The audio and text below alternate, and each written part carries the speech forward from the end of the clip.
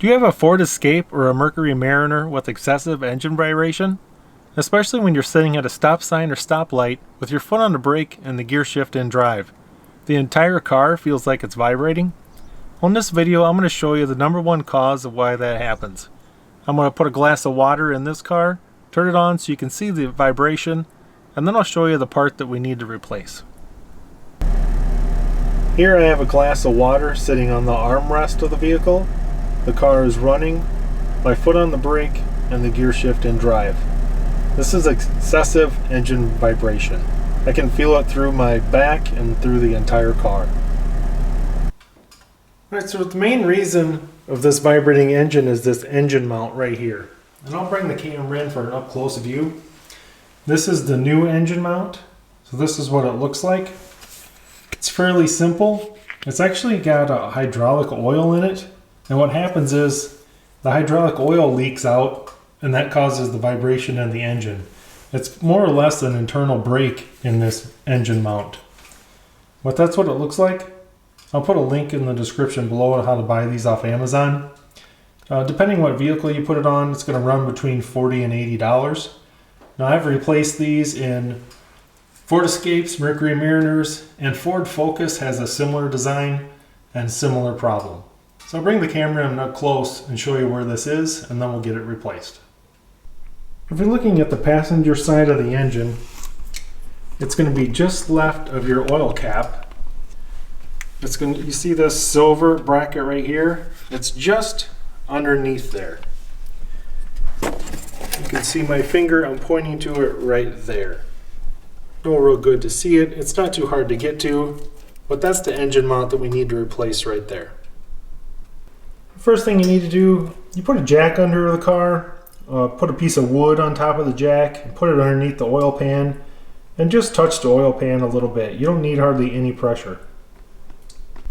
Now if you want to check to see that this is bad, it usually takes 2 people. If one person just pumps the jack a little bit, you shouldn't see any of this move right here. The engine should actually lift up on its own. But if you see that engine mount moving, you know the internals of the engine mount are broken.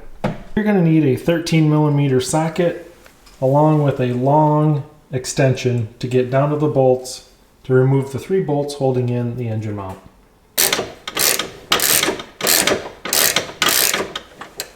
Once you have the bolts loose, I like to use a long magnet to get the bolts out so I don't drop them on the ground.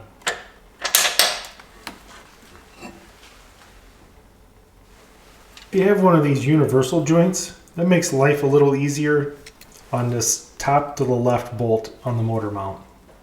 Right here on the top is probably one of the most difficult ones to get out. Depending on the year, if you got a lot of AC lines in the way, one of these gear ratchets works very well to get that one out. As you can see, this bolt right here is the last one to take out. That's probably the hardest one. Then you can see that one right down there is out. And that one right there is out. Now we just need to remove this one right here. Now to get the top bolt out of the motor mount, you'll need an 18mm. And that's going to remove this bolt right here. Now we need to remove these 2 nuts right here. And you're going to use a 15mm deep well socket. Now you need to remove the 15mm nut on top of here. Lift up this ground. Take this bracket off over to the side. And then we need to remove that nut there next. Now we can remove this aluminum mount. With that aluminum mount out of the way, now you can wiggle this faulty engine mount kind of down and around cables and routings and pull it out. Before you go any farther, you want to compare your new mount to your old one and make sure they're exactly the same. You want to make sure that someone didn't send you the wrong part, or maybe there was a mix-up in shipping. So double check the dimensions on the 2 mounts, make sure they're the same, and then we'll reinstall. So a helpful tip that I've learned over doing a couple of these is wiggle this mount in upside down, and once it gets down in position, you can flip it over. If you try to wiggle it in like this, it's much more difficult. Turn it upside down. Put this bracket here under this AC line. Push it to the back a little bit. Once it's almost down, you flip it over, right into position. Now next we need to reinstall this aluminum mount.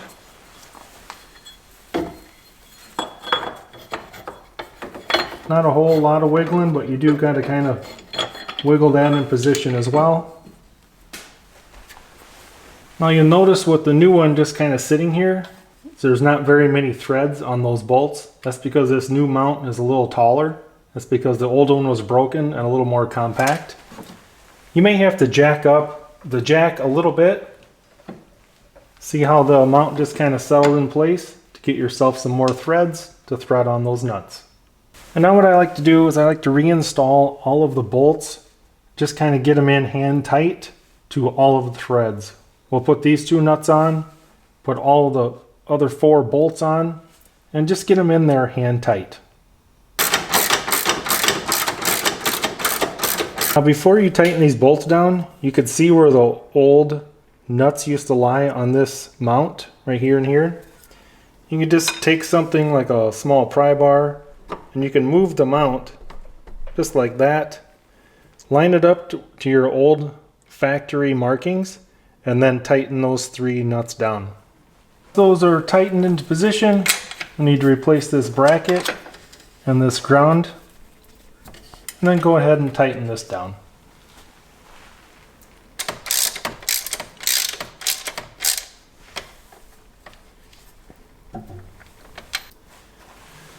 Now that these 3 are tight, we can go ahead and tighten down this top bolt on this aluminum mount, and then we'll tighten down the 3 bolts holding the new engine mount.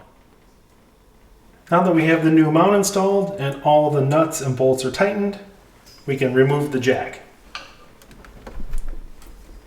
Congratulations on changing your own front engine mount. I'm going to take this car outside and we'll do the water vibration test again. You've saved yourself a lot of time and money doing this yourself. The hardest part about this job is wiggling that engine mount out between the wires and the AC lines. Other than that, it's not too bad. Some simple general tools, a jack, and you can get this job done yourself. So let's head outside and check out if we got rid of that vibration. Alright guys, so here's the glass of water on the armrest. Same test. Car sitting at idle, foot on the brake, car on drive. And as you can see, there is absolutely no vibration. I feel nothing through my back. The entire car is idling as smooth as a pin. This vehicle's excessive vibration is totally gone. I feel absolutely nothing. It's just like it is the day it rolled off the factory line. For some reason, those Ford engine mounts just don't last very long. I've replaced them in Focuses, other Ford Escapes, Mercury Mariners, 40, 50,000 miles, sometimes 80,000 miles. They just don't last very long. Hope you guys found this video helpful and informational. I'll put a link in the description on how to buy the part on Amazon, and thank you for watching.